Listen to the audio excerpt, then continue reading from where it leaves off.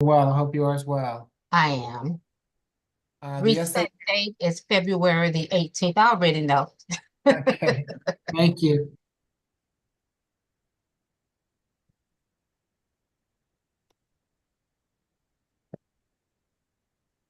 In courtroom one, just let me know when you're ready for us.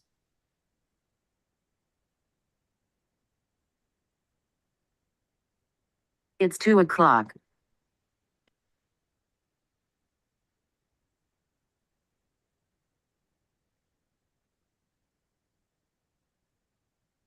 Ready, Your Honor. Okay, thank you.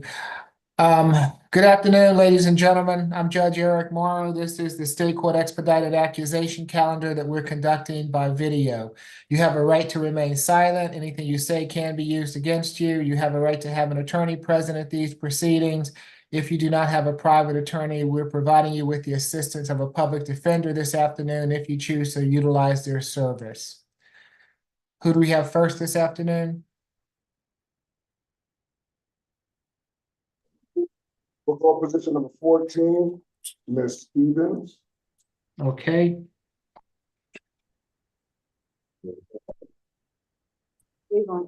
Your Honor, I believe that's ASG Allen's case, and I do not see her on the Zoom yet. good afternoon, Ms. McConkey. Which cases are yours? I have positions 1 through 10. Okay, can we, can we take one of Ms. McConkey's cases while we await Ms. Allen's arrival? What was, you have 1 through what? 1 through 10. Oh, there she is. I see her logging in right now. Okay, thank you. Good afternoon, Ms. Allen. We are on position number 14. And good afternoon, Mr. Dotis. Is this your case or is this Ms. Kim's case? What position was this, Your Honor? Position number 14. Ms. Stevens? This will be PD Kim's. Okay, good afternoon, Ms. Kim. Yeah. Good afternoon to you all as well, Ms. Stevens. You have been charged in case 25 CR 000551F with 3 counts of simple battery family violence. Good afternoon, Ms. Gordon. Is there a history? Good afternoon, Judge. The defendant has 2 cycles beginning in 2018. Last arrest was June 3rd of 2019 from Fulton County for simple battery. The charge was dismissed November 3rd of 2021 under 19 MAGC 03559. Nothing further to add, Your Honor. Thank you. Ms. Allen? Thank you, Your Honor. This is an incident from October of 2023, Your Honor. At about 4:30 p.m., police were called to 1940 Rambling Drive, Southwest. There they met with what is stated is this defendant's mother-in-law. It's the mother of a gentleman she shares a child with, and they were living together at the time at that location.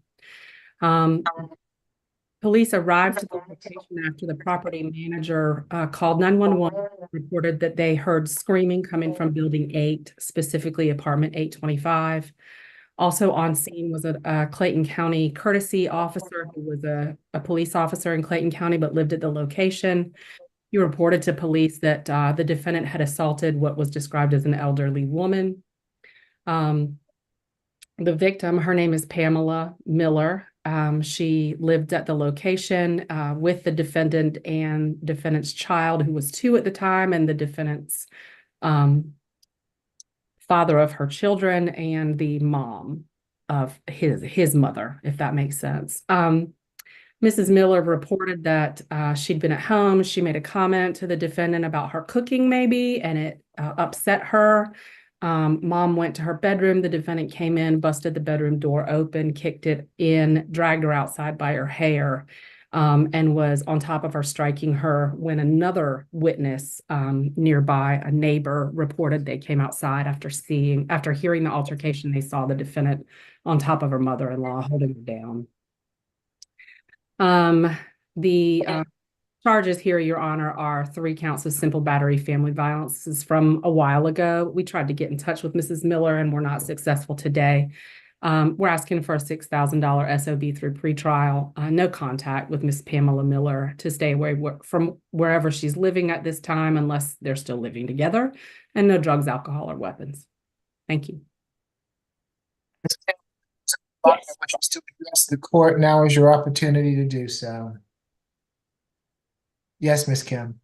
Yes, Your Honor. Right now, they do not live together, and that incident location is no longer her place. So we have no objection to stay away from that incident location and have no contact with child's father's mother. We have no objection to signature on bond, pretrial level 1, Your Honor. She has been here in Georgia for more than 7 years. She's got a stable job, and she has one child that she's sharing with child's father. That complaint witnesses son and grandson, 3 years old. We would like to request for signature on bond. Thank you. As such, for each charge, it'll be a $2,000 signature bond through pretrial level 1, makes for a total of a $6,000 signature bond through pretrial level 1. 1-day anger awareness, no further contact with Miss Miller, stay away from Miss Miller's residential address, no drugs, alcohol, or weapons while out on bond. Good luck to you, Ms. Stevens. Thank you, Your Honor. Welcome. Next, we will go to position number 15, Ms. Watts.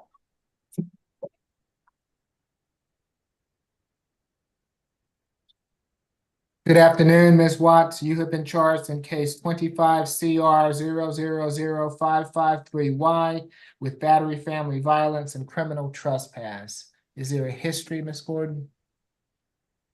One moment, Your Honor, I just need to get to the. The defendant has 4 cycles beginning in 2010. Last arrest, Your Honor, was May 2nd of 2017 from Gwinnett County. Driving without a valid license. That was a no-low plea with 12 months probation. Record also indicates a first offender from Fulton County in 2011 for possession of Schedule 1 and Schedule 2 controlled substance, purchase, possession, manufacture, and sale of marijuana. That first offender case was sealed in 2015. Nothing further, Your Honor. Thank you, Ms. Allen. Thank you, Your Honor. This is an incident from the 14th of January, 2025. Police were called to 1313 Sandalwood Drive in Sandy Springs at about 8 p.m. When they responded to the scene, they spoke to Mrs. Simpson, Arion, Airon Simpson. She reported that she'd been assaulted by her mom. When police responded to the location,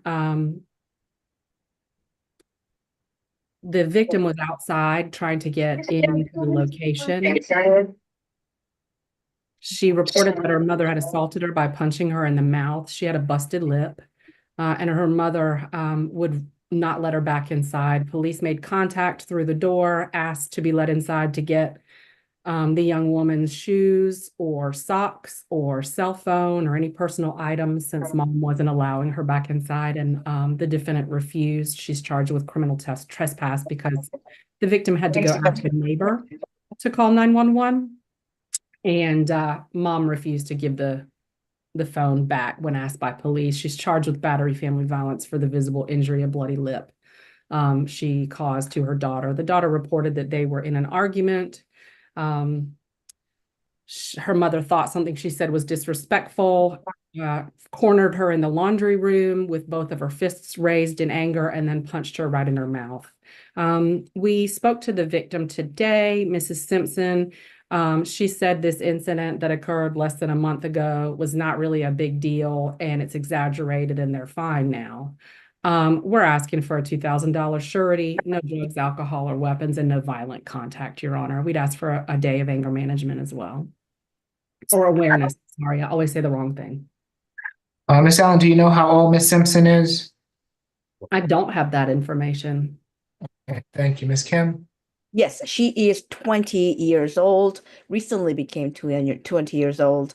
Your Honor, her daughter resides with her, and she's the only daughter that my client has. My client has been here in Georgia 39 years, almost all her life. She has a bachelor's degree from the college, majoring in fashion merchandising. And she also has been working at bank industry for the last 10 years with a corporate career. And Your Honor, she denies the allegation. It was exaggerated, I guess. That's what her daughter also said. And we would like to request for a signature on bond through pretrial and also no further violent contact. If it is becomes no further contact, she will be facing a difficult situation to evict her very young adult child. So we don't want that to happen. For the benefit of complaining witness, we want to have a no further violent contact. Thank you. Okay, for the battery, there'll be a $2,000 signature bond through pretrial level 1.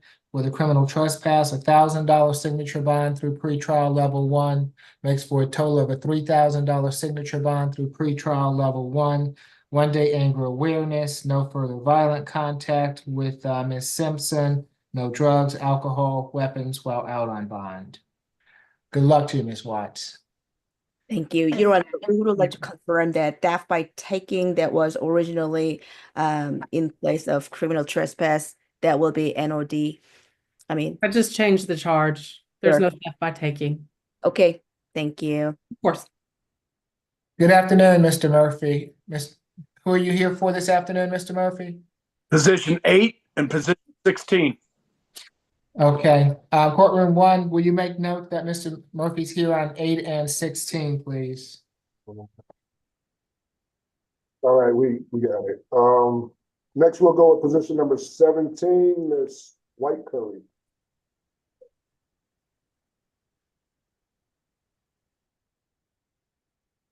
Good afternoon, Ms. White Curry. You have been charged in case 25 CR 000556E with simple assault family violence, battery family violence, and 2 counts of simple battery family violence. Is there a history, Ms. Gordon? The defendant has 4 arrest cycles beginning in 2015. Last arrest, July 3rd of 2018 from Fulton County on an FTA. The underlying charge was driving while license suspended or revoked. There's a 2018 misdemeanor conviction that resulted from that the FTA resulted from that. Also, there's a first offense out of Cobb County in 2015, third-degree forgery, which was sealed in 2017. No violent history, Your Honor, nothing further to add. Thank you. Ms. Allen? Thank you, Your Honor. This is an incident from yesterday, the 3rd of February, at about 7:30 p.m. Police were called to apartment F1 at 2909 Campbellton Road Southwest. On scene, the defendant was outside, kicking the front door aggressively. She was obviously intoxicated. She had slurred speech and a strong odor of alcohol. She reported that she'd been assaulted by her mother and her sister who were inside. Police made contact with the 2 women inside. Felicia Johnson is the defendant's sister, and Tamika White is her mother.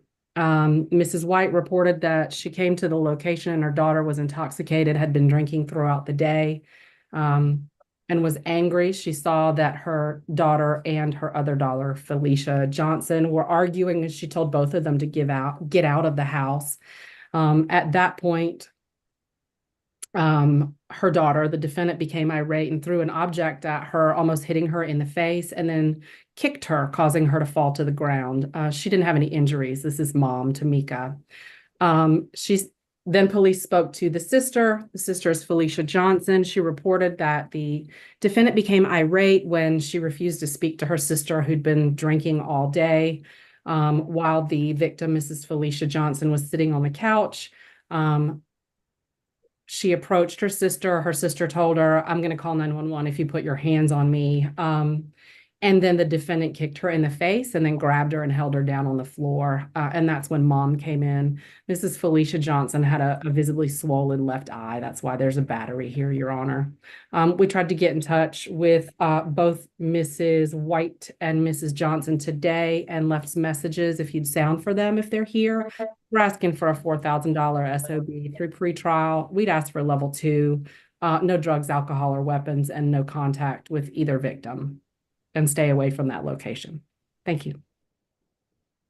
Felicia Johnson or Tanika White are on the line and wish to address the court. Now is your opportunity to do so. Ms. Kim?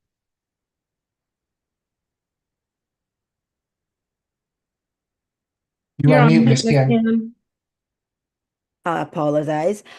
She was born and raised here in Georgia, Your Honor, and actually she will become homeless since 3 of them were living together if she is kicked out from that place. However, she is willing to stay at the hotel. She has been working at Amazon, and before that, she also worked at airport area for Atlanta. Your Honor, she just needs one-time law enforcement officer escorted visit to retrieve her personal belongings, and hopefully we can get no further violent contact since this is a family members. Thank you. Okay, for the battery, family violence, it'll be a $2,000 signature bond through pretrial level 2. For each of the other charges, it'll be a $1,000 signature bond through pretrial level 2. Makes for a total of a $5,000 signature bond through pretrial level 2. No further contact with Ms. Johnson or Ms. White. Stay away from the Campbellton Road address. She can go back to that address on one occasion with law enforcement to retrieve any belongings. No drugs, alcohol, weapons while out on bond. Good Thank luck to you, Ms. White Curry.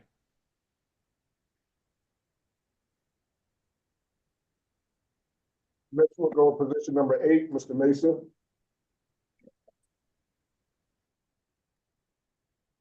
It's my case, Judge. Yes, Mr. Murphy. Good afternoon, Mr. Mason. You have been charged in case 25 CR 0005488H with battery. Is there a history, Ms. Gordon? Yes, Your Honor. The defendant has 5 cycles beginning in 2015 with multi-state interaction from the states of Illinois and Indiana.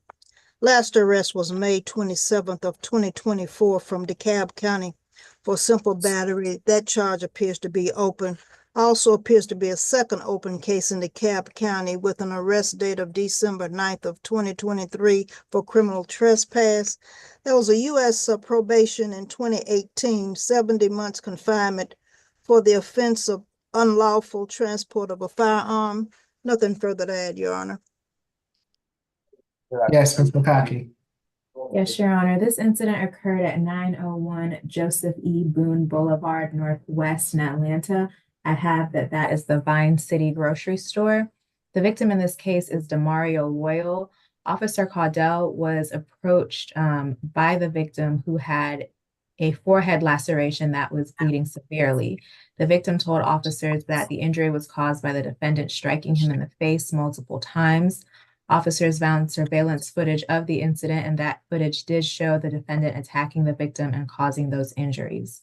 The state's recommendation for Mr. Mason is a $3,000 surety bond, no further contact with the victim, Demario Loyal, stay away from the incident location, no drugs, weapons, or alcohol while out on bond.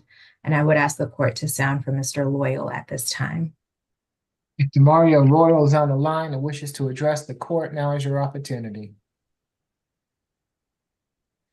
Mr. Murphy? My client's here in Georgia for 1.5 years.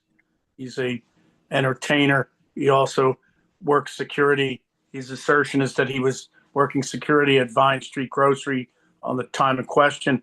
He has no relationship with this person.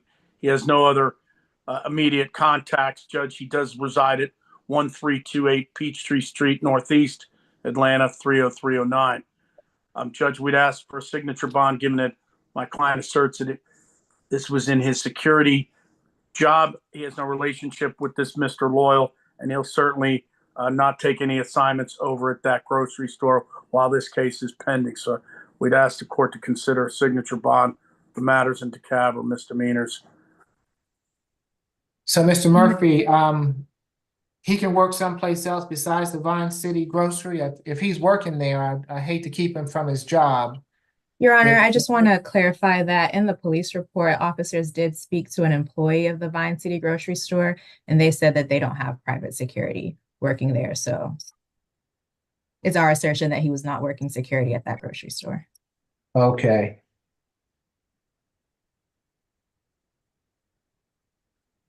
Judge, he'll certainly stay away from that location. He says that he was, that in fact, he was cooperative with the officer the entire time. Okay, it'll be a $5,000 signature bond through pretrial level 3. No further contact with Mr. Royal. Stay away from the Vine City Grocery on Joseph E. Boone Boulevard. No drugs, alcohol, weapons while out on bond. Good luck to you, Mr. Mason.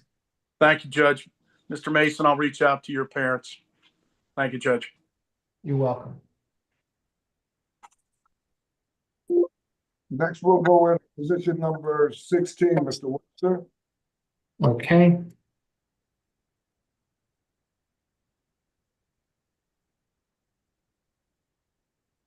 Good afternoon, Mr. Webster. You have been charged in case 25 CR 000554C with 3 counts of battery family violence. Is there a history, Ms. Gordon? The defendant has 4 cycles beginning in 2016. Last arrest was March 13th of 2021 from Fulton County for simple battery family violence. And that charge was null prost under 21 CR 001247A. It was null prost, Your Honor, as a battery family violence June 5th of 2023. Nothing further to add with the exception that this gentleman was on felony first appearance calendar this morning. My colleague, Ms. Boston, emailed me to let me know that he received a $25,000 good bond and to stay away from the address and no contact with a T. Walker, Walker. Nothing further, Your Honor. What was the charge, Ms. Gordon? I'll have to check that. Thank you. Your Honor, it is a robbery. Okay, thank you. Thank you. Yes, yes, Ms. Allen. The defendant has a 2019 battery family violence that was null prost when he completed University for Parents programming. So he's done diversion on a battery family violence. This is a case in 2019 was with the same victim. Her name is Tanaya Walker. That's Tanayah. The 2021 case that pretrial told you about, hello, Ms. Gordon, was also pretrial in 2021 for a second time. It was null prost after he completed pretrial. Same victim, Tanaya Walker. So this young man was arrested on outstanding warrants from November, which was a robbery where he assaulted and then robbed the same victim that was on first appearance today. This incident was September 24th, 2024. So that warrant was outstanding. Actually, it was issued September the 24th. This incident happened September the 8th. So the warrant's been outstanding since September, Your Honor. Police were called at about 7:15 p.m. to 370 Northside Drive Northwest, apartment 1405 on the 8th of September. On scene, they saw that the victim, Mrs. Tanaya Walker, had bruising to her right arm, a very deep human bite mark to the upper left arm in her armpit area, a laceration on her face, and bruising. It was noted that she was bleeding severely from a laceration on her hand as well. She reported that she'd been assaulted and bitten by the defendant, who's her boyfriend. She said that they'd been together for several years and had lived together off and on. She also reported that there'd been violent incidences in the past, which of course there are now two cases where he'd been given the opportunity to do pretrial intervention and parenting classes. The young woman, Mrs. Walker, identified the defendant for police and a warrant was issued. Then another police report was made in November when she was leaving her job at Lenox Mall, and he came up and assaulted her and stole her wallet and fled. We did speak to the the victim, excuse me, Mrs. Walker today. I believe she's on the line. She reported, and I quote, "The defendant doesn't hit me anymore." And she wants to attend the hearing because she wants the charges to be dropped. Obviously, as you know from dealing with me in the past, the state's position is that Ms. Walker and any children she has in her custody are not safe from a defendant who now has 4 cases of violence. We're asking for a $6,000 cash bond, no contact with Ms. Walker, to stay away from wherever she may be living, and no drugs, alcohol, or weapons. And I guess that should include the place of work as well. Thank you. If you'd call for Ms. Walker. Ms. Walker, I see you on the line. Now is your opportunity to address the court if you choose to. I'll need for you to activate your camera for me. How do I, oh, I see. Can you see me? Okay. Yes, ma'am, I can see you. Can you raise your right hand for me? Do you swear affirm the testimony you're about to give before this court be the truth, the whole truth, and nothing but the truth? Yes. Okay, you can place your hand down, Ms. Walker. What would you like to tell the court? I would like to see if I can drop all charges. I am aware that I am the one who called the police, but the robbery one, I was upset, and I did say that he took my wallet and everything, but he did return my items. And I tried to tell the police officer that he did return my items and that I did not want him to go to jail or press charges because we are getting along. We share a dog. He's helping me right now. Everything is fine. And that was just me being very upset. And, I didn't have to call. I just did out of being angry. But I do want to drop all charges if possible because he really does help me. And I have learned my lesson. And I do not want to press charges since he did return my items to me. The question is not whether you've learned your lesson, it's whether he's learned his lesson. He's the one that's sitting there in jail, Ms. Walker, because you called the police and apparently you were in distress. So you tell me what happened. Did he lay hands on you that day? No, I told the officer that Okay, he pushed me. Ms. I didn't Walker, say that he did. you are under oath. You are being YouTubed right now. You've given a statement to police. So tell me exactly what happened. Yes, this is what I told the police officer, that my boyfriend came up to my job after we had an argument and that he pushed me. And when he pushed me, he stole my belongings. But he did bring my belongings back. Okay, Miss Allen, tell me what the police report says as far as what Miss Walker reported at the time, please. So first of all, Ms. Walker's talking about the felony incident, the robbery that he had first appearance on today, where he's been ordered to have no contact with her. This case is from September, and it's reported that he came or was at her address, or the address of 370 Northside Drive Northwest, apartment 1405. When police arrived, she was bleeding severely from her palm. She had a laceration on her face and a very large, bloody human bite mark on her armpit. She reported the defendant had assaulted her and struck her repeatedly and bit her. She reported that there'd been prior violence, that they'd lived together in the past. And like I said before, before the robbery from Lenox Mall that was in felony court today, and this case, Your Honor, the defendant has 2 cases from 2019 and 2021, both batteries against this same victim, where he was afforded the opportunity to do some counseling and treatment instead of having a conviction, and those cases were dismissed. So clearly that hasn't worked. I would say the state is slightly alarmed at some of the language here, and thinks that even more so, it's important that there be no contact. I'm not sure what lesson a young woman is supposed to learn when she's got a bloody bite mark on her armpit and a laceration to her face. But it is very troubling, Your Honor. Ms. Walker, as far as the bite mark, and did that occur? Yeah, that did occur, but I feel like every relationship has its problems. I'm not gonna lie and say that we haven't, had our fighting problems. And the incident she's talking about, I did report because he did bite me on my arm. But if I can drop the charges, I would still like to do that. I know what she's saying. Yes.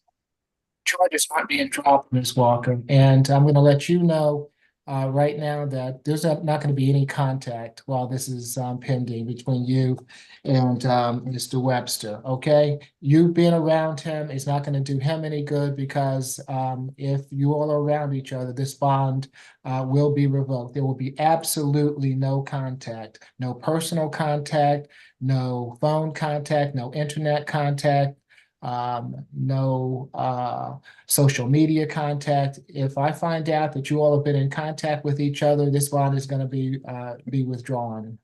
So just note that. All right. Thank you for being here this afternoon, Ms. Walker. And yes, Mr. Murphy, this is your case. Yes, Judge, and I concede, and I'm sure Miss Allen would be able to verify that this is not the first time I've represented Mr. Webster and the alleged victim, Miss Walker. I did want to let the court know that he's been in custody since Friday in DeKalb. He was not picked up on new charges. He was struck by a car while on an electric bike. And when Brookhaven police were doing the reporting, a warrant popped up. So he was taken into custody and then transferred to Fulton. So he's been in custody 5 days. He's originally a resident of Tennessee. He's resided down here approximately since 2014. I've advised him, given the situation, that there'll be there can't be any contact whatsoever. He does have a different address to move to. That would be 2729 Clare Terrace in Decatur, Georgia, 30032, where he will reside with a relative. He is employed with 2 men in a truck in Decatur, and he's been with them approximately 2 years. So he does have some employment, and I acknowledge that this appears to be a torrid romance, but my client will have no further contact with Miss Walker whatsoever. They do not work together. They do not have children together. There is no community ties that they'd have together at some sort of church or synagogue. And so I've reminded my client that he will have to change his routine as to where he goes to bank, where he goes to eat, where he goes to take care of any other shopping while he's out on this bond. And given that he already has a good bond to deal with in Superior Court, I'd ask the court to consider a signature bond on this charges herein. Okay, for each charge, it'll be a $2,000 good bond, makes for a total of a $6,000 good bond. No further contact with Ms. Walker. Stay away from her residential address. Stay away from her place of employment. He can go back to the residence if necessary, one time with law enforcement to retrieve any belongings. No drugs, alcohol, weapons while out on bond. And Your Honor, I apologize, but evidently he's got an open reckless conduct case that is in bench warrant status. December the 13th of 2024, he failed to appear at arraignment in 24 CR 0059005H. So if he is on the SAT calendar, would you please make a note to have that case also heard? Okay, so this state all-purpose calendar is going to be on February 18th. Ms. Bridgewater, did you get that case number to be placed Would on? you repeat it, please? Repeat that case number again, please. Yes, of course. 24 CR 0059005H. Got it. Thank you. Thank you. All right, and Mr. Murphy, that SAP calendar is going to be February 18th. 9 a.m. Duly noted, Judge. Okay, very good. I believe, does that complete your business, Mr. Murphy? It does indeed. Thank you, Your Honor. Okay, yes, you're welcome. We'll see you next time. Thank you. All right, good luck to you both. Who do we have next? We'll go with on the add-on calendar, position number 1, Mr. Kilpatrick. Okay. Good afternoon, Mr. Kilpatrick. You have been charged in case 25 CR 0000559Y with battery family violence. Is there a history, Ms. Gordon? Yes, Your Honor. The defendant has 10 cycles beginning in 2008. Last arrest September 2nd of 2022 from Clayton County for possession of a Schedule I controlled substance. No disposition listed. There was a first offender in 2009 out of Clayton County, terroristic threats, carrying a concealed weapon, and aggravated assault, which was sealed September 10th of 2019. One violation of probation. It was on that 2009 case, 2017 violation of probation. Nothing further to add, Your Honor. Ms. Allen? Thank you, Your Honor. You may remember Mr. Kilpatrick was on the docket yesterday for a battery on Linnell Berry from September the 23rd of 2024.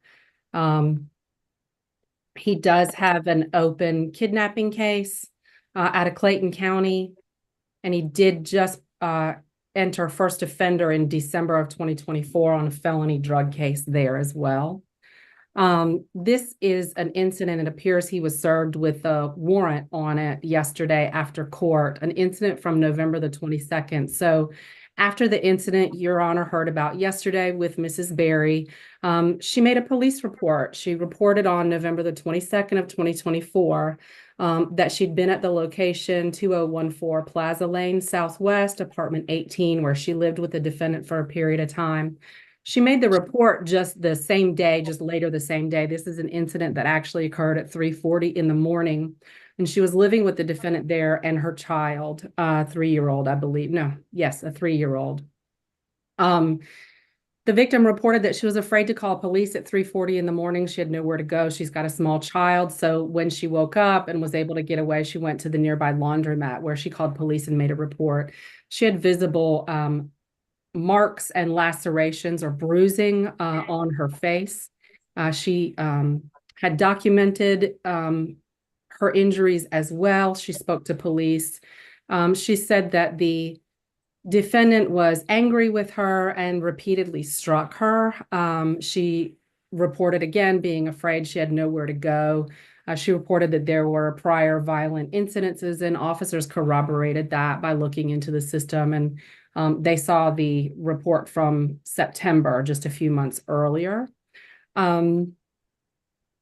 We tried to get in touch with Mrs. Berry yesterday and were not successful, but we did again try, and we will continue those efforts. He also has a first offender. Somehow you can do that twice on a aggravated assault in 2009 out of Clayton County as well. Yesterday we asked for a surety bond. We will be doing the same today. Today you have 1 count of battery family violence in front of you. We're asking for a $3,000 surety, no contact with Mrs. Berry, stay away from where she's living. I believe that address is his address and she's not there any longer, and no drugs, alcohol, or weapons. Thank you. Yesterday. Let me look. I know what I asked for. I'm not sure what was given. 1 second. Okay, thank you. Yes, of course. I apologize. He got a $2,000 good bond yesterday. No further contact. Yes, Mr. Dodos, good afternoon. Good afternoon, Judge. Mr. Kilpatrick is 32 years old. And as we did here, he was on this calendar yesterday for another incident with the same alleged victim. I wasn't on that calendar, so apologies if I go over anything again or leave anything out that was mentioned yesterday. I have good contact information for Mr. Kilpatrick. He's a lifelong resident of Georgia. He has a good address. On the Plaza Street address where he's staying, as well as his girlfriend who is on the Zoom for support, Miss Robinson. The alleged victim, Miss Berry, has no reason to go back and has an open CT warning that I believe was issued by APD last week. Mr. Kilpatrick is fine with no further contact, which of course I think that was in the bond order yesterday, so we understand that, as well as staying away from wherever Miss Berry currently lives. Your Honor, he does have a good job with MARTA, and he wants the opportunity to get back and keep providing for his family. Your Honor, at this time, we're just asking for a signature bond, but if a signature bond cannot be granted, we'd ask for a good bond of $1,000, which would do, I think, a total of would make a total between his 2 cases, and he has not posted bond on his case from yesterday of $3,000 surety bond. Okay. It will be $1,000 good bond, no further contact with Ms. Berry, stay away from her residential address, no drugs, alcohol, weapons while out on bond.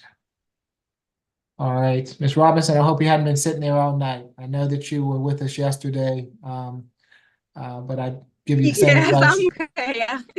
Okay, all right. Thank Good luck to you, you. Ms. Robinson. And you also, Mr. Kilpatrick. Thank you so much. You're welcome. Mr. Dodos, I believe he has a question for you. And Mr. Kilpatrick, I'll give you a call, and we can discuss any questions, but I don't want to go over anything, in court. Okay, thank you. Stand the call.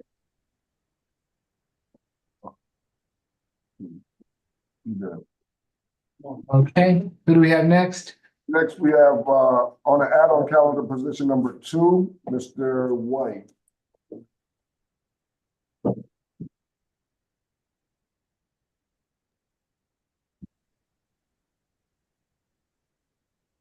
Good afternoon, Mr. White. You have been charged in case 25 CR 0005558F with criminal trespass and theft by shoplifting.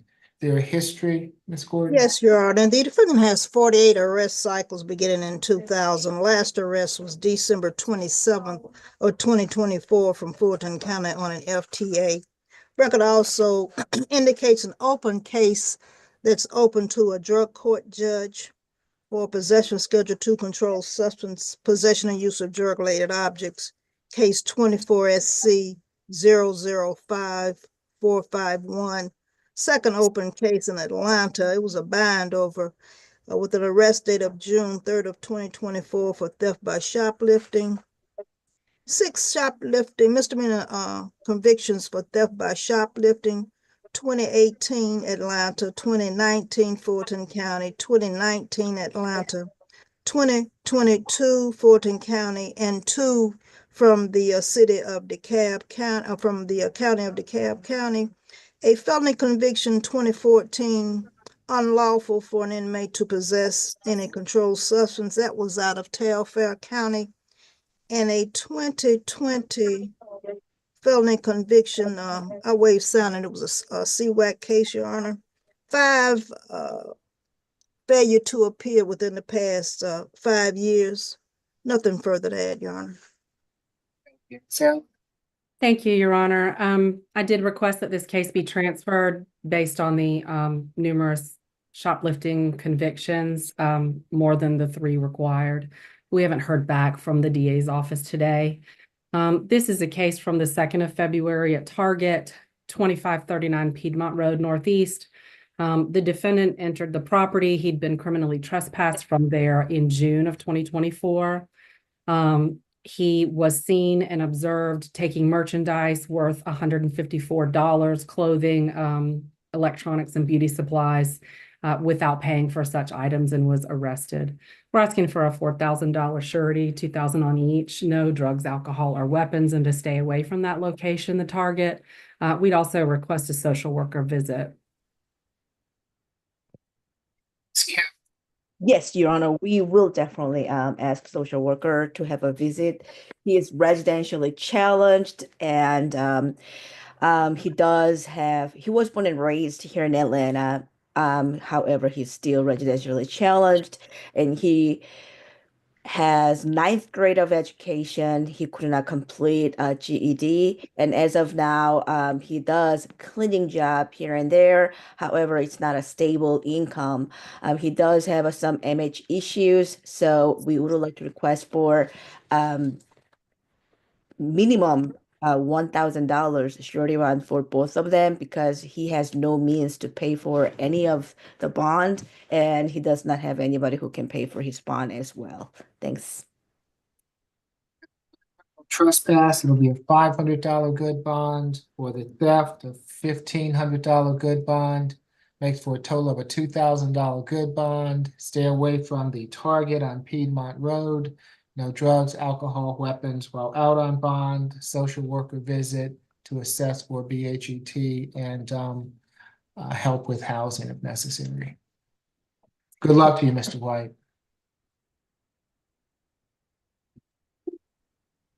Next, we have On the add-on calendar, position number 3, Mr. Zamudio Hernandez. Good afternoon, Mr. Hernandez. You have been charged in case 25 CR 0005557A with battery, family violence, simple battery, family violence, and cruelty to children in the 3rd degree. Is there a history, Ms. Gordon? The defendant has 6 cycles beginning in 2018, last arrest August 13th of 2024 from Dunwoody, Georgia on a misdemeanor failure to appear. Record also indicates a first offender probation from Fulton County, Your Honor, for possession of a firearm during commission of a felony, 5 years probation, and aggravated assault, 7 years probation. On case 23 SC 187677, disposition date was April 1st of 2024. 2 misdemeanor convictions, one in 2018 and one in 2024 for driving without a valid license. There is a charge that was in front of the judge this morning, felony first appearance for armed robbery. I don't have any information other than that, Your Honor. Nothing further. Thank you. So, It looks like, Your Honor, the armed robbery this morning in front of felony court was dismissed. It was an incident from 2017, so outside the statute of limitations. The defendant did just enter into first offender conviction on that aggravated assault case in April of this year. It appears that his co-defendant is his brother and a different victim than the victim in this case, Your Honor. This is an incident that just occurred on the 2nd of February at about 2 in the morning. Police were called to 1017 Hemingway Lane in Roswell. The victim was on scene. She'd actually been on the phone with 911 dispatch during this incident when the defendant, while they were arguing, picked her up physically and slammed her down on the ground. She had marks on her arms as a result of him grabbing her, and she reported that she hit her head on the ground when she struck the ground as a result of his behavior. The victim's name, let me make sure I say this correctly. I apologize.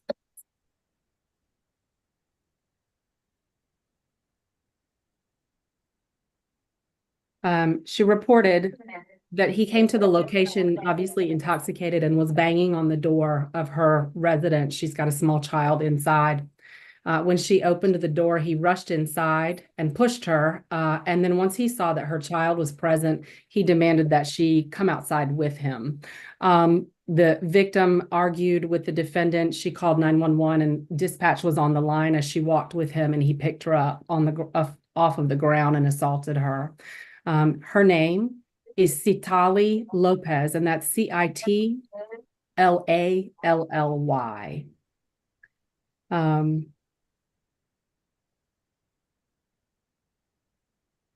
We tried to get in touch with her today. We're not able to do so. We'll continue those efforts, Your Honor.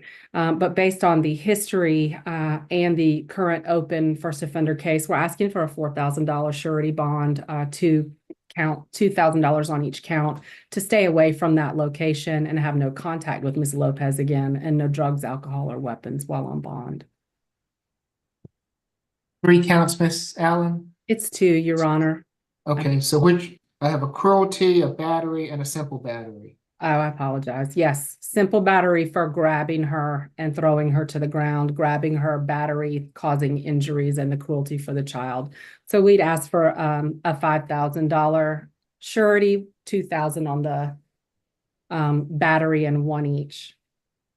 $3,000 on the battery, excuse me, and 1 each on the other 2. Okay, thank I you. apologize. Thank you. No, you're fine. I just wanted to make sure.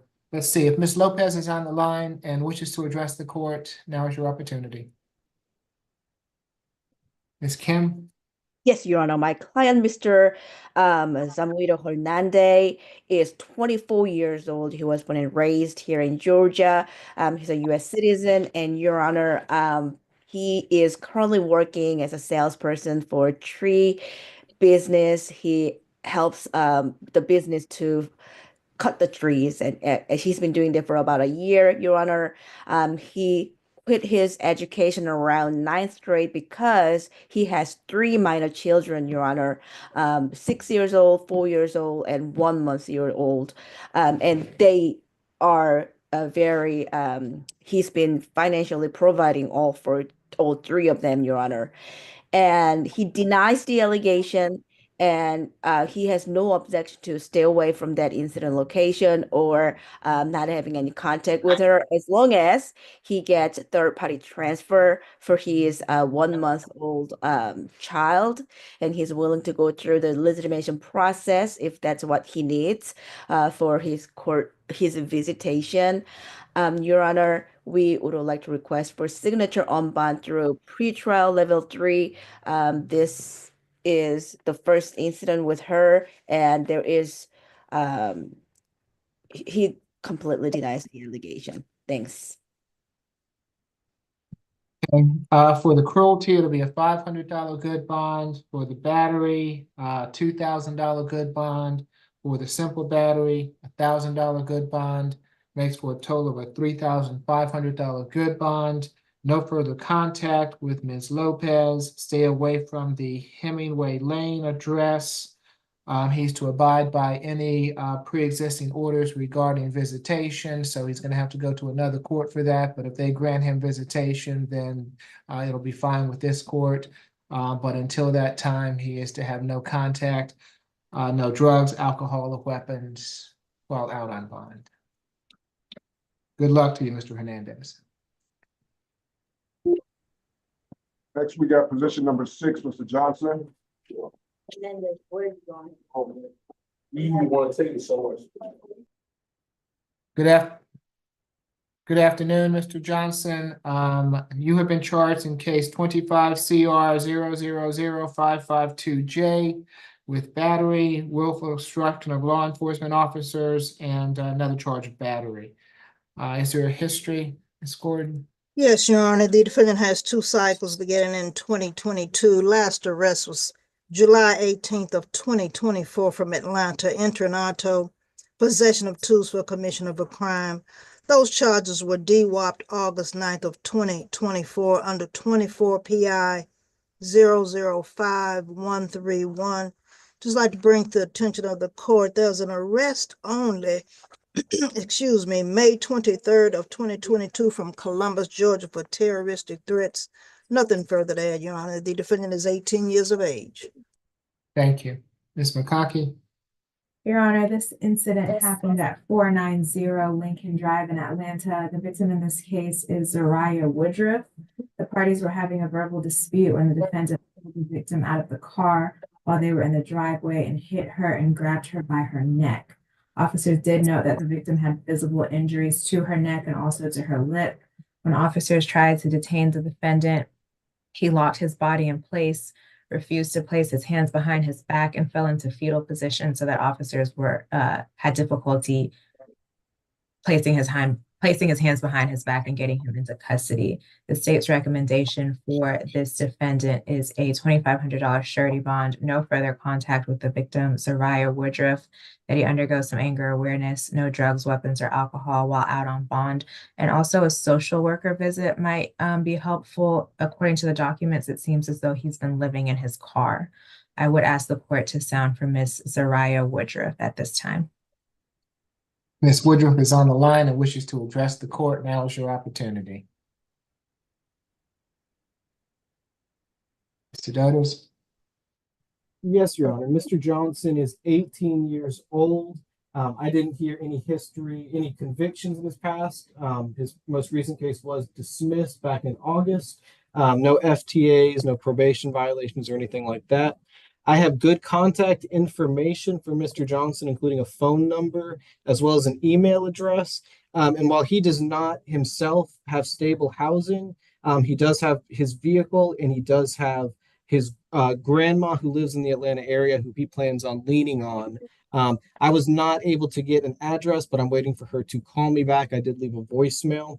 Your Honor, he did make it to 12th grade at Frederick Douglass High School. He is in between jobs, but he is currently looking, and we'll provide him with resources for that. At this point in time, Your Honor, Mr. Johnson cannot afford any monetary bail. So we would just ask for a signature bond, anything that the court would deem appropriate to ensure the safety of the community, including a one-day anger awareness class would be acceptable, just to allow him to get back on his feet. Okay, for each of the batteries, it'll be $1,000 signature bond through pretrial level 1. For the obstruction, a $500 signature bond through pretrial level 1 makes for a total of a $2,500 signature bond through pretrial level 1. A social worker visit to assist with housing. No further contact with Ms. Woodruff. Stay away from the Lincoln Drive address. No drugs, alcohol, weapons while out on bond. Good luck to you, Mr. Johnson.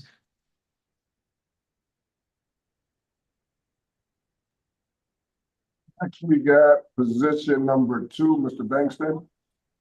Okay.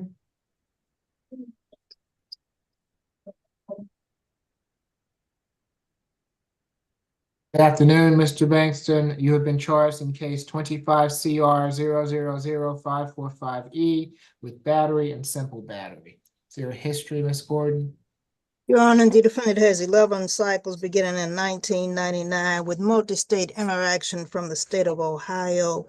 Last arrest, March 18th of 2015 from Atlanta. Possession of cocaine, purchase, possession, manufacture, distribution, or sale of marijuana, possession of a firearm or knife doing. Both charges were null prost April 30th of 2015 under 15 SC 133566. There are 2 prior felony convictions outside the 10-year period. Nothing further to add, Your Honor. Ms. McCarthy? Yes, Your Honor, this incident occurred July 12th, 2023. I have that the incident location is 3251 Washington Road in East Point. That is the Bullock Habersham Townhomes, I believe. The victim in this case is Miss Chantel Montgomery. The victim and another individual named Jalissa Fuller were having a verbal dispute with 2 individuals named Tina Ross and Shani Brown at their residence's leasing office. Miss Ross and Miss Brown then left the office and returned with another family member who is the defendant. Video footage shows the defendant and the other 2 women attacking Miss Montgomery and Miss Fuller in the corner of the office. The footage also shows the defendant throwing the victim into a sliding glass door and striking her in the face and head before fleeing the location. The victim sustained visible injuries to her face. The state's recommendation for Mr. Bankston is a $2,000 surety bond. No further contact with Chantel Montgomery. Stay away from the incident location. No drugs, weapons, or alcohol while out on bond. And I would ask the court to sound for Miss Montgomery. Montgomery, if Ms. Montgomery is on the line and wishes to address the court, now is your opportunity. Mr. Doders? Thank you, Your Honor. Mr. Bankston is 44 years old. He's been an Atlanta resident for 20 years. Your Honor, I have good contact information for Mr. Bankston, as well as a good address, which is in the paperwork stack. He lives at that address with his mother, Tina Brown, who was involved with this incident. Your Honor, Mr. Bankston also has a good job with Just Us Movers, and he's hoping that job, he believes that job as of now is waiting for him. And he's hoping that he can be released shortly to continue providing for his family. Regarding this incident, Your Honor, I have not seen any of the security footage or anything like that, but after speaking with Mr. Bankston, it seems that his mother and this Miss Montgomery had some sort of falling out, and an argument became physical, and his mother called him for help, and he was just doing his best to defend his mother and defuse the situation, and then left. Your Honor, they don't reside, he doesn't reside at that incident location, so he's fine with a stay away. He has no contact with Miss Montgomery, wants nothing to do with her, hasn't seen her since this incident, I believe, so we're fine with no further contact there as well. Your Honor, we're at this point in time, we're just asking for a signature bond. Okay, for the battery, it'll be a $2,000 signature bond through pretrial level 1. For the simple battery, $1,000 signature bond through pretrial level 1. makes for a total of a $3,000 signature bond through pretrial level 1. No further contact with Ms. Montgomery. Stay away from her residential address. No drugs, alcohol, weapons while out on bond. Good luck to you, Mr. Bankston.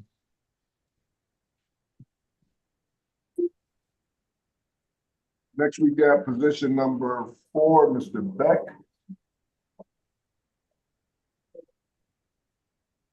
Good afternoon, Mr. Beck. You have been charged in case 25 CR 0000528J with simple assault family violence. Is there a history, Ms. Gordon?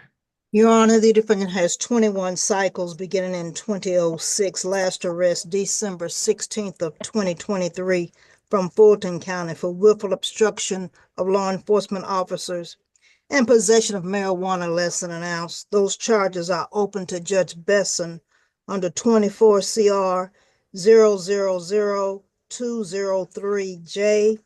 Probation, Fulton County, for aggravated assault strangulation.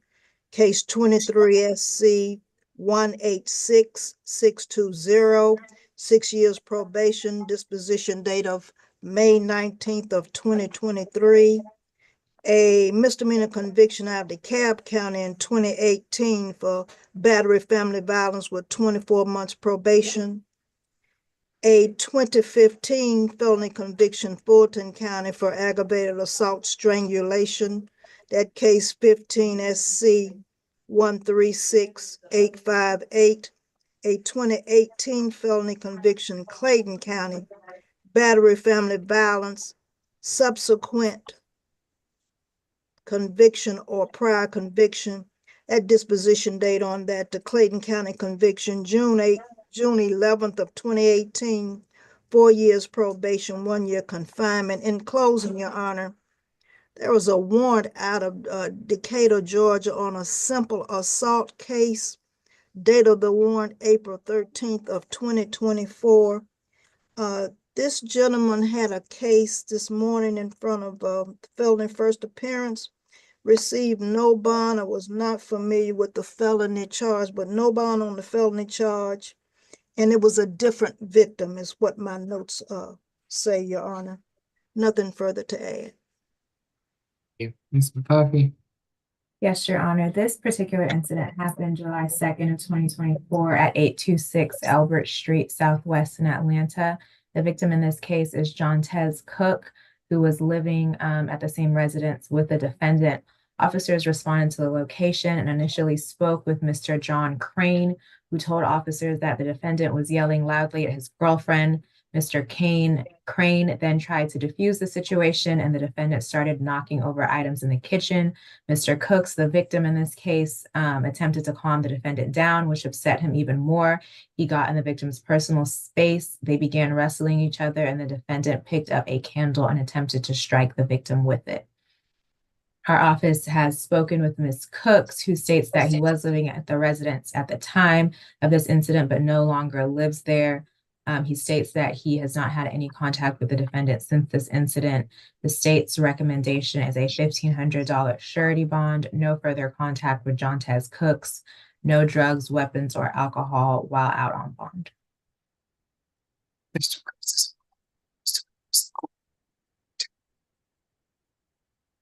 Dutch?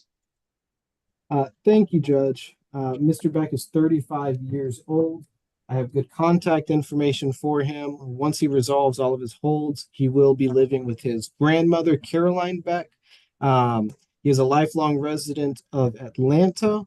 He's a graduate of Booker T. Washington, and he also attended Fort Valley College, where he got his certification in welding.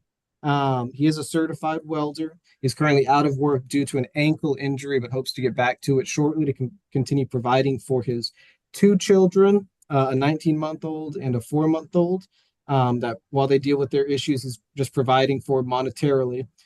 In the meantime, while he waits for his injury to heal, he's working at First Step Staffing. Your Honor, we understand he has other holds, and with his matter this morning, it doesn't sound like Mr. Beck is going anywhere anytime soon. I just asked for $1,000 good bonds on each of these charges. Your Honor, Yes, Ms. Gordon. I pulled up the calendar for this morning, felony first appearance. The charges for the defendant were cruelty in the second degree and a misdemeanor willful obstruction of law enforcement officer. Thank you. And Your Honor, I did neglect to mention, I did speak with Miss Mason regarding the matter this morning as support. She wasn't able to be here today, but she did want Mr. Beck to have some opportunity to get assistance with either MH or alcohol and drug if anything, if that would appease the court. Yes.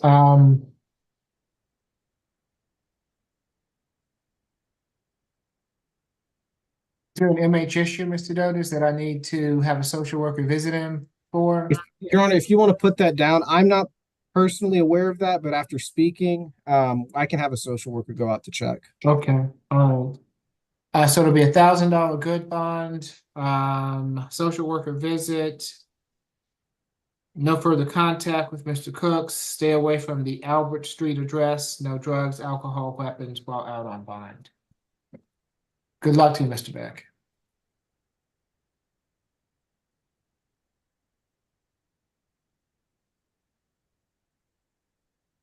Next, we have position number 9, Mr. Miller. Okay, Your Honor, if we could do a breakout room or okay, can we take Mr. Millen last? Is that possible, courtroom 1? Yeah, we could. Okay, so let's Thank you. let's We'll go with position number 12, Mr. Paul. okay.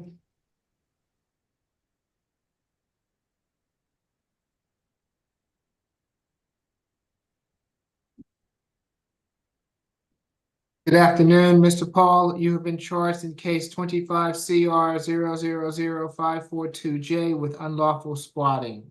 Is there a history, Ms. Gordon? Your Honor, the defendant has 32 cycles beginning in 1996.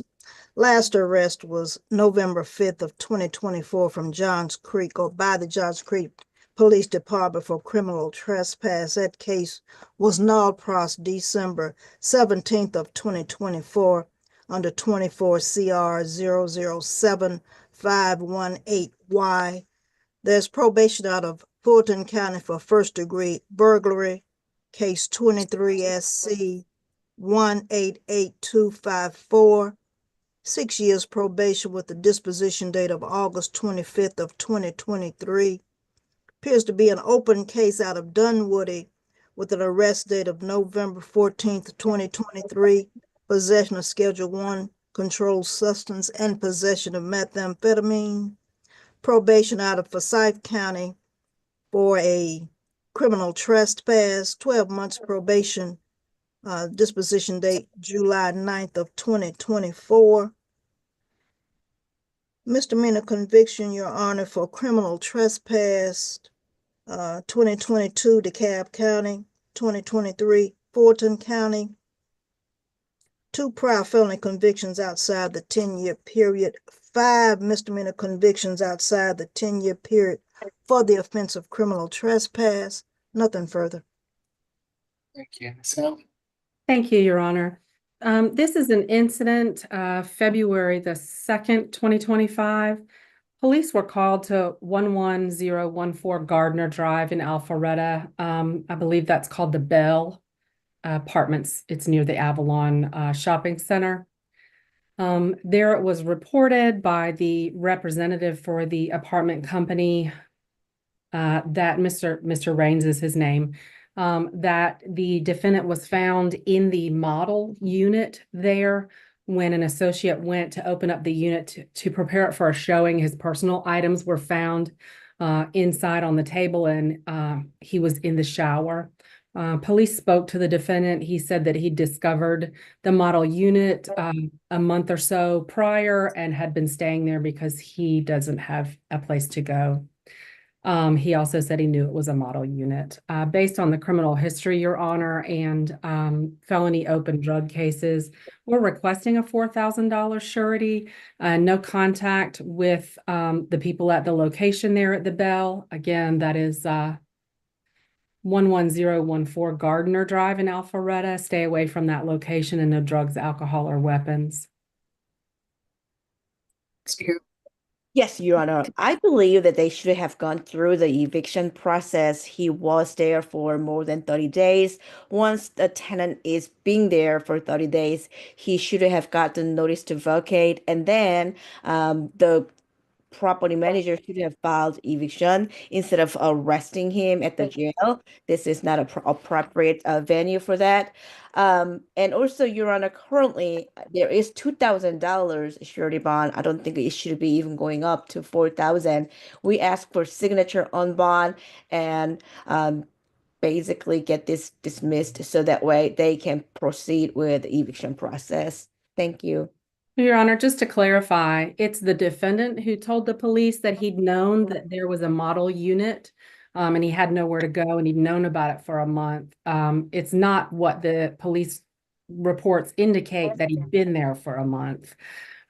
So illegal squatting is an appropriate charge in this case. In addition, the judge who signed the initial warrant issued that $2,000 bond, but our request for the bond is based on more information like the current burglary case this defendant's on probation for and the open probation for felony drugs. And those are the reasons why not only is the charge appropriate, but the request for the bond is what it is. I'm gonna leave the bond where it is, a $2,000 good bond, stay away from the Bell Apartments and the person, and no further contact with the Bell Apartment personnel, no drugs, alcohol, weapons while out on bond. Good luck, Mr. Paul. And he may need a social worker visit to assist with housing, so I will order the social worker visit as well. Thank you. You. Next, we'll go on position 13, Mr. Ponder. Good afternoon, Mr. Ponder. You have been charged in case 25 CR 000543G with battery family violence, simple battery family violence, and theft by taking. Is there a history, Ms. Gordon? Your Honor, the defendant has 8 cycles beginning in 2008. Last arrest, January 23rd of this year from Dallas, Georgia. Willful obstruction of law enforcement officer, 2 counts. No disposition was listed on the last arrest. There's an open case in Fulton County. It's a dormant case, and the bench warrant has been issued by Judge Mather for battery family violence and 2 counts of cruelty in the 3rd degree. Case number 24 CR 006-136G as in Gordon. 2 FTAs in the past within the past 5 years. Nothing further, Your Honor.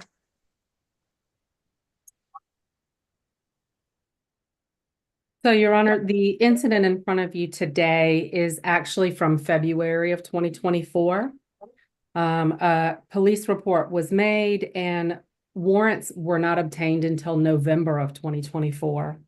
So the defendant's open battery case happened after the incident you're about to hear on, where the information on. So he's not in violation of the bond order for no contact. And that's important because it's the same victim. So 24 CR 006-136G. The defendant has a $1,500 bond issued in August of 2024 by Judge Williams, and it requires no further contact with the victim, Kerry, Kerri, Vasser, Vasser. He is alleged to, in February of 2024, have at that same location, 741 Carter Street Northwest, number 13, battered the same victim by grabbing her arm and leaving bruises on her arm, pulling her hair during an argument, and they used to live together. He also took her cell phone and fled with it. Police were called at about 12 a.m., Your Honor, and met with Mrs. Vasser, who made this report and reported that her car had been taken and that she'd sprayed the defendant with pepper spray during an argument when he tried to take her phone from her. He successfully took that phone and fled. So as I said before, this is the second case between the two individuals, but this case predates when he was arrested and given a bond in August of this year. So we're not alleging that there's a violation, Your Honor. We're just asking for a $3,000 surety, no drugs, alcohol, weapons, and no contact with Ms. Vassar. We tried to get in touch with her today. It says her voicemail box is full. We'll continue those efforts. Thank you. Thank you. Ms. Vassar's on the line, and wishes to address the court now. Ms. Kim? Yes, Your Honor. My client was born and raised here in Georgia. He is 34 years old, and they do not reside together. They do not have a child together, and my client has no objection to stay away. This is old case that should have been addressed when it was addressed in August 2024. We would like to request for signature on bond through pretrial level 3, and he has to keep his two jobs because he is still paying for two children, 13 years old and 3 years old, who are not a child with the complaining witness at this case. Your Honor, he does work for Espelt and HVAC Tech. He's got solid address, phone number. He's not going to run away. The reason that he didn't know about there was no notice of hearing for him. That's why he never got the notice of hearing. That's why there is FTA. But he's here to take care of it, Your Honor. Thank you. Is he already, Ms. Bridgewater, are you with me? Yes, sir, I am. Did you get that, the case that's in bench warrant status? Can we put that on the SAP calendar on the 18th as well, if it's not already on the calendar? Okay, what are they, Your Honor? It's 24 CR 006136G. Okay, Okay, so let's place that on the SAP calendar on the 18th along with this case. For this matter, it'll be for the battery, $1,000 good bond. For the simple battery, a $500 good bond. For the theft, a $500 good bond. Makes for a total of a $2,000 good bond. No further contact with Ms. Vassar. Stay away from the Carter Street address. No drugs, alcohol, weapons while out on bond. Okay, thank you. Good luck to you, Mr. Ponder. Next, we'll go to position number 1, Mr. Acuna. Okay. Good afternoon, Mr. Acuna. You have been charged in case 25 CR 000544G with battery family violence. Is there a history? Your Honor, the GCIC indicates no criminal history for the defendant, nothing further. He's 18 years of age. Thank you. Ms. McConkey?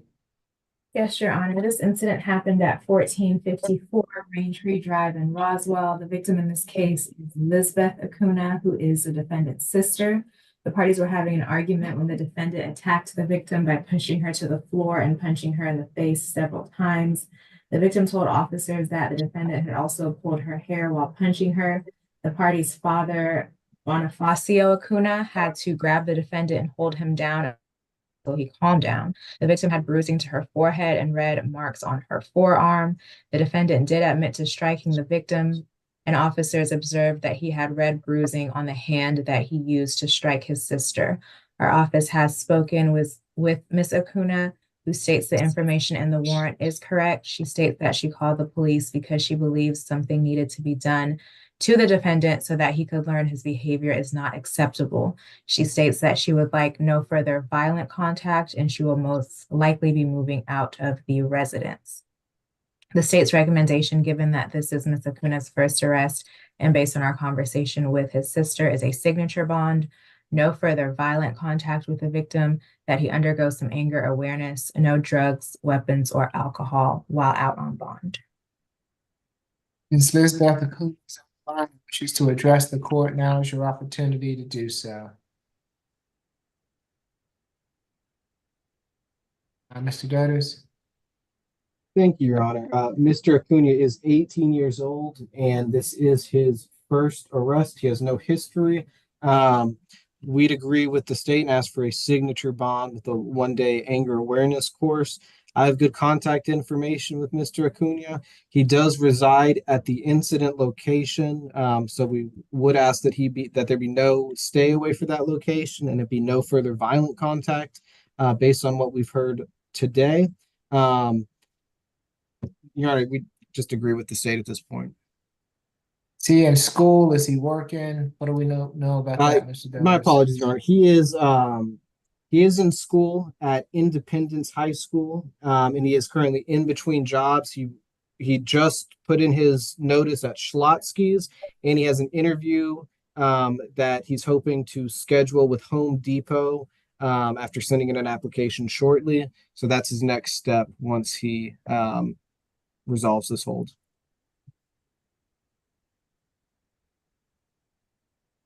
Okay, it'll be a 3.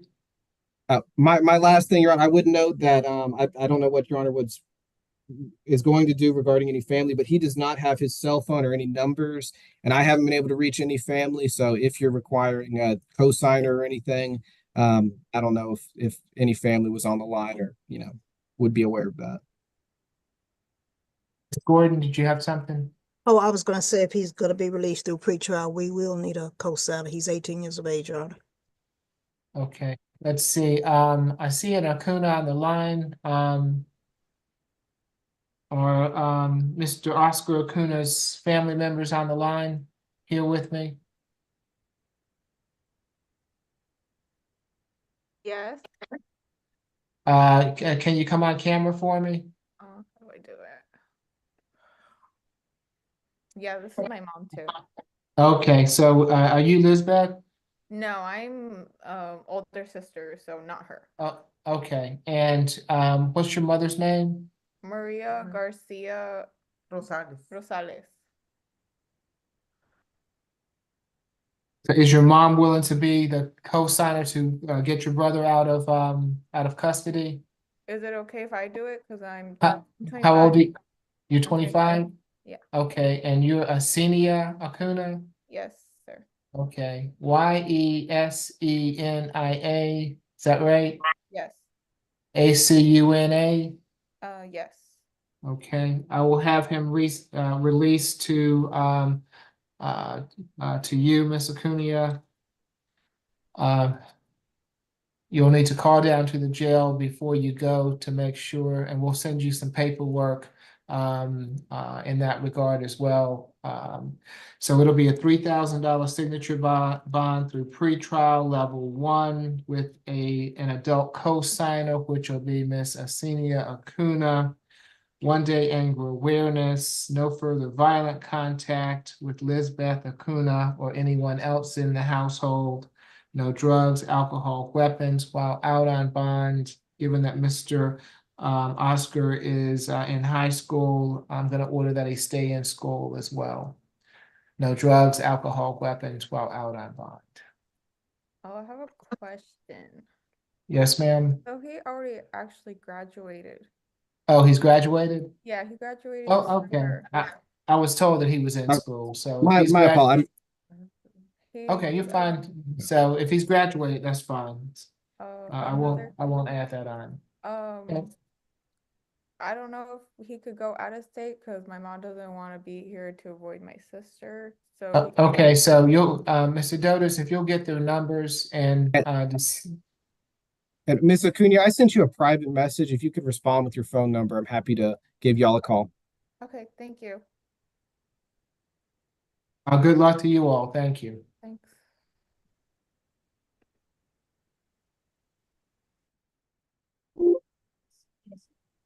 What do we have next? Oh, you're good. We'll go with position number 3, Mr. Bartlett.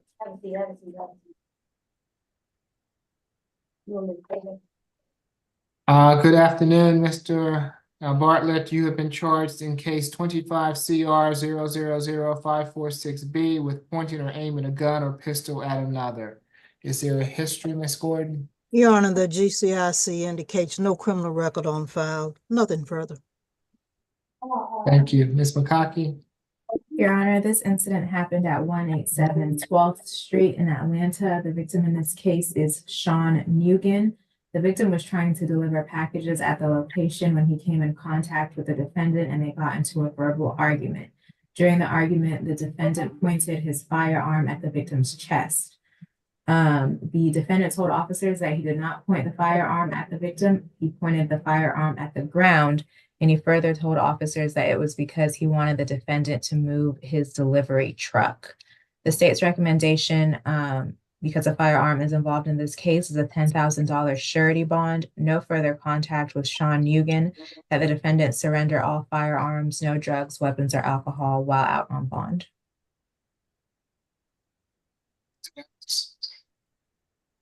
Mr. Bartlett is 77 years old, Your Honor, has no criminal history. I have good contact information. He's been an Atlanta resident for the past 30 years. He does reside at the incident location. And again, the alleged victim was a delivery driver, so we want to make sure that he can return to his home, where he does own a townhome. He has good family support, including a daughter, Ella Bartlett, who I have been in contact with, and she is aware of the situation. He also has another son that resides in Jacksonville. Your Honor, he is retired. He spent his career working at the Carter Center. Your Honor, he does dispute the facts in this case. After speaking with him, he tells me that the delivery driver was in a private lot and it wasn't in a marked delivery van. It was a U-Haul, which he found odd. And when he went to approach, he initially had a conversation with the delivery driver, asking what he was doing there, what was going on, because he was in the assigned parking lot for Mr. Bartlett.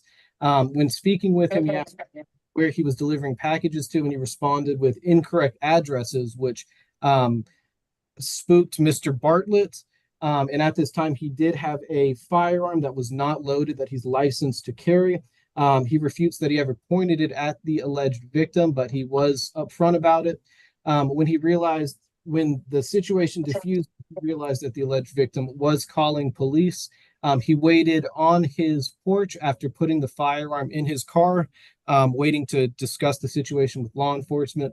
And it is stated that the officer recovered the firearm and found there were no bullets nor magazine inside of it.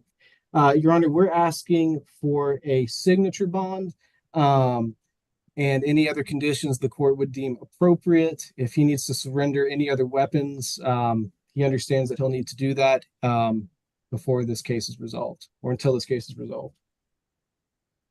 Okay, it'll be a $10,000 signature bond through pretrial level 2, 5 days of anger awareness, no further contact with Sean Mugen, surrender all firearms, no drugs, alcohol, weapons while out on bond. Good luck to you, sir. Next, we'll go up position number 7, Mr. Johnson.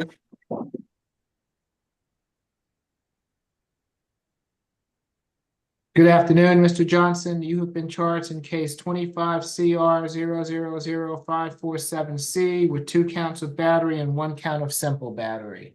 Is there a history, Ms. Gordon? The defendant has 16 cycles beginning in 2004, excuse me, with multi-state interaction from the states of Texas, Florida, and Alabama. Last arrest, July 24th of 2019 in Houston County, Alabama. Crimes against person, domestic violence. There was no disposition on that last arrest out of Houston County, Alabama. 2 prior felony convictions outside the 10-year period. Nothing further, Your Honor.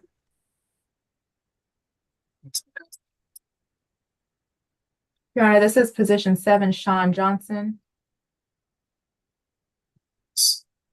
Okay. This incident happened December 17th, 2023 at 265 Peachtree Street, Northeast Atlanta, which is the Hyatt Regency. The victim in this case is Amber Roberts. The defendant is accused of striking the victim in the face and head, spitting on her, biting her, and pulling her hair.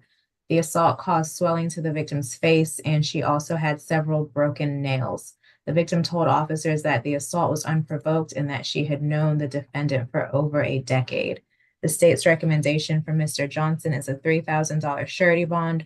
Stay away from the incident location. No further contact with Ms. Amber Roberts. That he undergo some anger awareness. No drugs, weapons, or alcohol while out on bond. And I would just ask the court to sound for Ms. Roberts.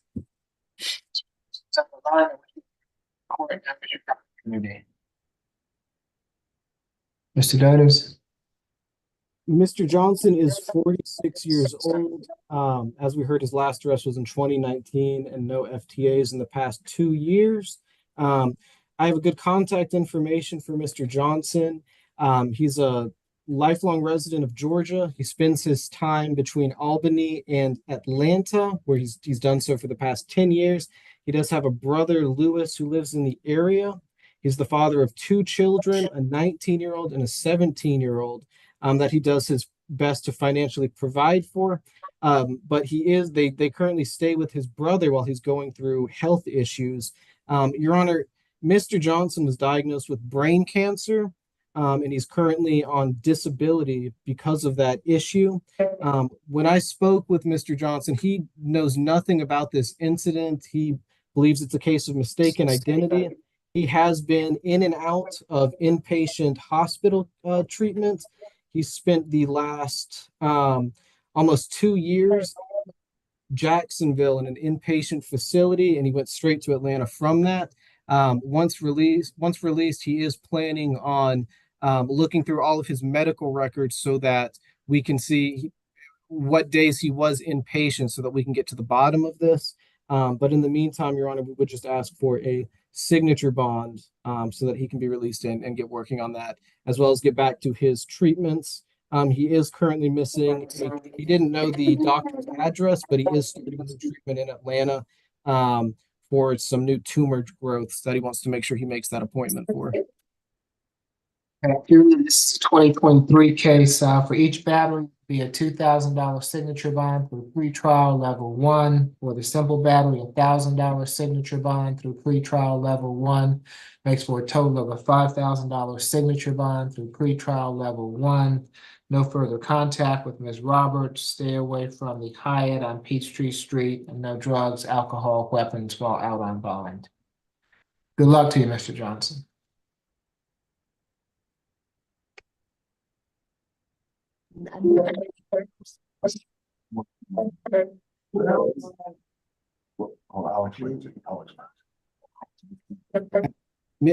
Mr. Johnson, if you have any questions, we'll be in touch. I understand that it's a signature bond, Mr. Dodos. That's Right. what his concern is. You're good. Next, we'll go with position number 5, Mr. Carlo. Carlo.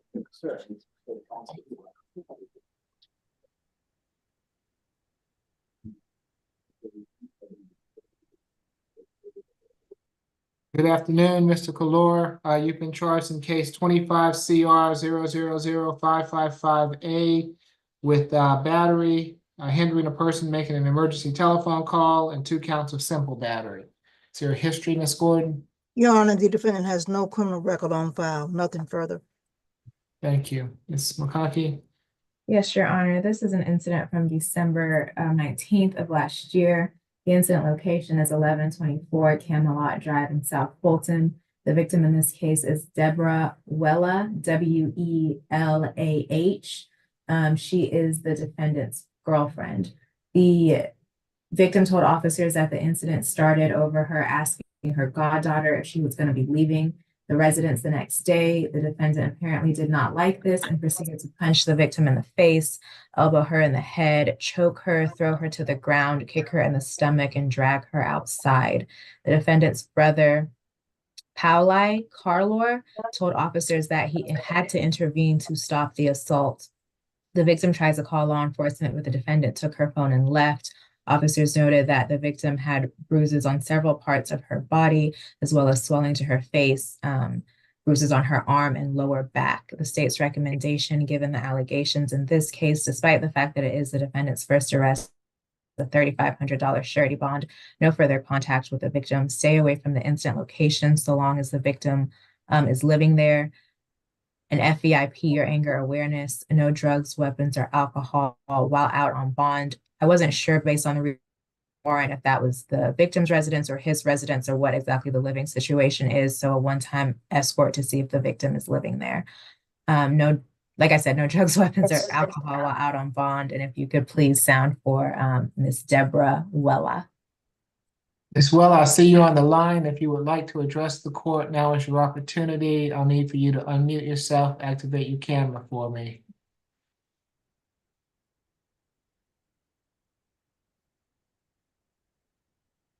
Okay, it doesn't appear that Ms. Weller wishes to address the court. Mr. Dotis? Mr. Carler is 48 years old. Your Honor, I have good contact information for him. He's been in Atlanta since 2017. His address is the Camelot address. He tells me that Ms. Huela does not reside there. So we would ask that there be no stay away. And if there is, a police escort needed to confirm that, we understand. Your Honor, he does have two brothers for support that also live at that resident with him. He's the father of 8 children. 4 are in Africa, and he monetarily supports them. 4 in America, and he is currently a winch non-emergency driver, where he's finishing work as a contractor. Your Honor, we'd ask that as this is his first cycle, that he be given a signature bond with a 1-day anger awareness. I'd hope I spoke with Ms. Huela earlier and provided a Zoom link, but I understand she doesn't want to address the court at this point in time. And if she doesn't say anything, we understand it may be a no further contact, but we would ask that there be no stay away once law enforcement verify that she does not reside there. $1,000 pre-trial 1.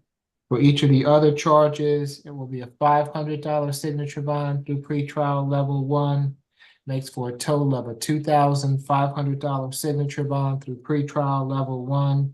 1-day anger awareness. No further contact with Ms. Wella. He can go back to the Camelot address with law enforcement to ensure that Ms. Weller doesn't live there. If she does not live there, then of course he can reside there. No drugs, alcohol, weapons while out on bond. Your Honor, one last note that I forgot to bring up. My apologies. He does share 2 children with Ms. Huela, so we would ask that he be allowed to have a third-party transfer for those children. Okay, third-party transfer of any minor children for visitation. Thank you, Judge. Good luck. You're welcome. Good luck to you, Mr. Your Honor, you were going in and out, so can you repeat the bonds on each one? It's $1,000 for the battery, $500 for each of the other ones, which makes for a total of a $2,500 signature bond through pretrial level 1. 1-day anger awareness, no further contact, third-party transfer, and a one-time escort to ensure that Ms. Weller does not live at the Camelot address. Thank you. You're welcome. Who do we have next? You're welcome, sir. We'll go with position number 10, Mr. Patton.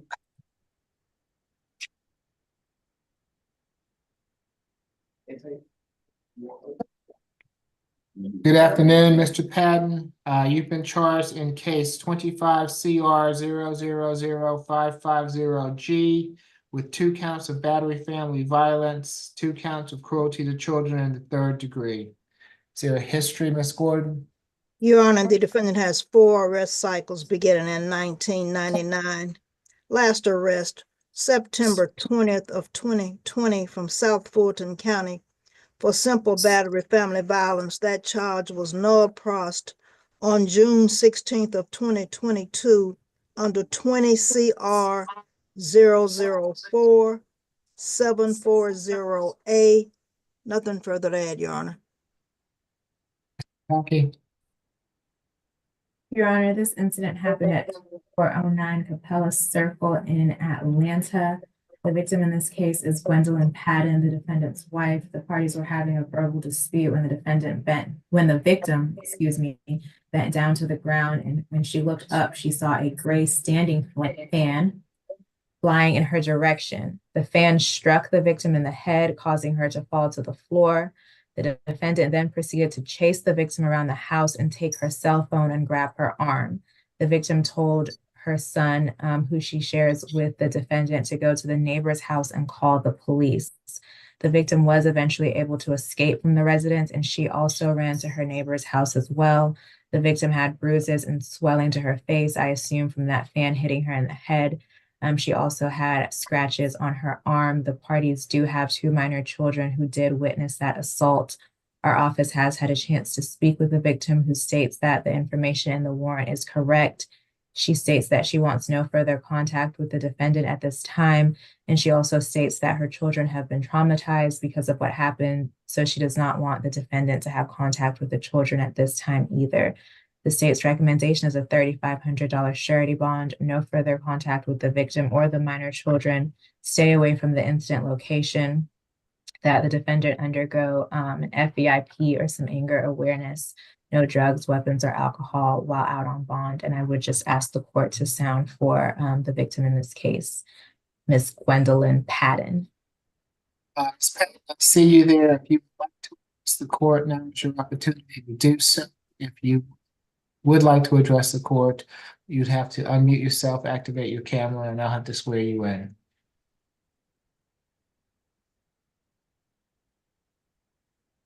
Does not appear that Ms. Patton wishes to address the court this afternoon. Ms. Kim? Yes, Your Honor. My client is 45 years old. He was born and raised here in Georgia, Your Honor. After graduating from high school in 1998, he has been working as a truck driver for the last 20 years, and they have been married for the last 19 years.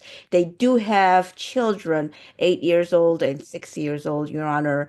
We would like to request for a signature on bond through pretrial level 3, and he does have to get back to work and also keep his job. He was hoping to have a no further violent contact with his wife, and yet he will respect his wife's wishes, and he will have to stay away. And I just want him to have a third party transfer to have a children if it's okay with Your Honor, and also one-time law enforcement officer asked for a visit to retrieve his personal belongings. Thank you. And Your Honor, I just wanted to let you know that that 20 CR case for the simple battery family violence did involve the same victim, his wife, Miss Gwendolyn Patton. It was no past, Your Honor. It was. I just wanted him to be aware that they did have a previous case.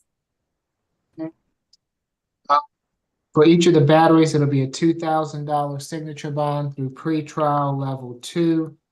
For each of the cruelties, it will be a $1,000 signature bond through pretrial level 2. Makes for a total of a $6,000 signature bond through pretrial level 2. No further contact with Gwendolyn Patton. Stay away from the Capella Circle address. He can go back to that address on one occasion with law enforcement to retrieve any belongings.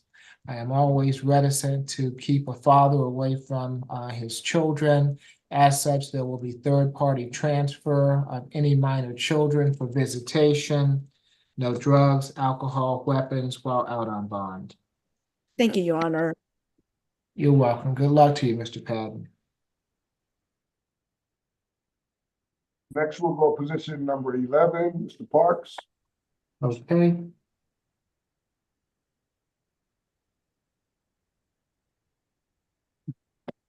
Good afternoon, Mr. Parks. You have been charged in case 25 CR 0000541H with fare evasion, criminal trespass, and simple battery against a police officer.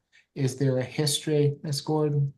Your Honor, the defendant has 50 arrest cycles beginning in 1987. Last arrest was January 16th of this year from DeKalb County for simple assault. That charge is open. There's a misdemeanor conviction in 2018 for simple assault. That's from Athens, Clarke County. Also, there are 2 prior misdemeanor convictions for criminal trespass, one in Fulton County, 2012, the other 2018, Athens, Clarke County. 2015 felony conviction from Gwinnett County for third-degree forgery. 2017 felony conviction, Lawrence County, third-degree forgery. 2023 felony conviction, Fulton County, criminal damage to property in the second degree. 5 prior felony convictions outside the 10-year period.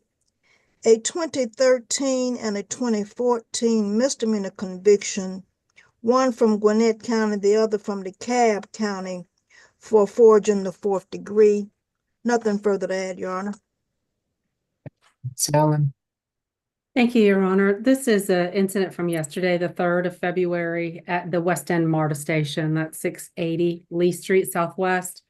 The defendant was seen entering through the fair area passway gate and not paying. When he was identified, it was seen that he had a 60-day ban in place. He was given notice of that ban December the 24th, and it started and became active January the 23rd, 2025. When he was being detained and put into a patrol car, he tried to bite the officer, last name Ensminger. He grabbed her and tried to bite her on the arm, and that's what the simple battery is from. We're asking for a $4,000 surety, Your Honor, to stay away from MARTA in compliance with the ban, no drugs, alcohol, or weapons. And we'd ask for a social worker visit. You just heard from pretrial that he was arrested in January of 2025 for a simple assault out of DeKalb. So that's an open case as well. Thank you, Ms. Gann. Yes, actually, I already requested a social worker to have a visit with him for housing resources and BHET, Your Honor. He has no income as of now, and also ever since his parents and brother and sister passed away, he is kind of like alone, except that he does have some adult children. However, he does not have a contact with them as of now. Your Honor, he does have some MH concern, and he also has some kind of like loss of memory from he being hit by a car. That's what he's claiming, Your Honor. So we would like to request for his $600 surety bond to remain for fare evasion and criminal trespass. It is already set for $600 right now each. Okay, for the fare evasion, it'll be a $250 good bond. The criminal trespass, a $250 good bond. The simple battery, a $1,000 good bond. Makes for a total of a $1,500 good bond. Abide by any MARTA restrictions. Social worker visit to assess for a BHET. No drugs, alcohol, weapons while out on bond. If you'll have the social worker report back at the SAP calendar to me on February 18th, Ms. Kim, I'd appreciate it. Thank you, Your Honor. Good luck, Mr. Parks. Your Honor, Yes. when you get time I'd like to revisit number 6, Mr. Javaris Johnson's case.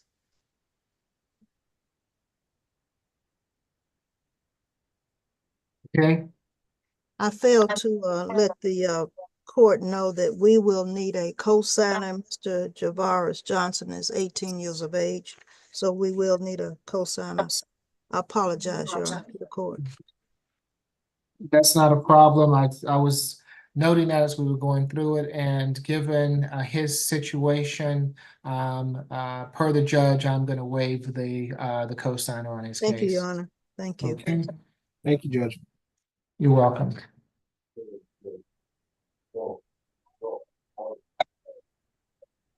This is position number 9, Mr. Millen. And Mr. Dotis, would it be sufficient to go off of the YouTube feed? I was just gonna say, yes, now the courtroom's empty. That's fine.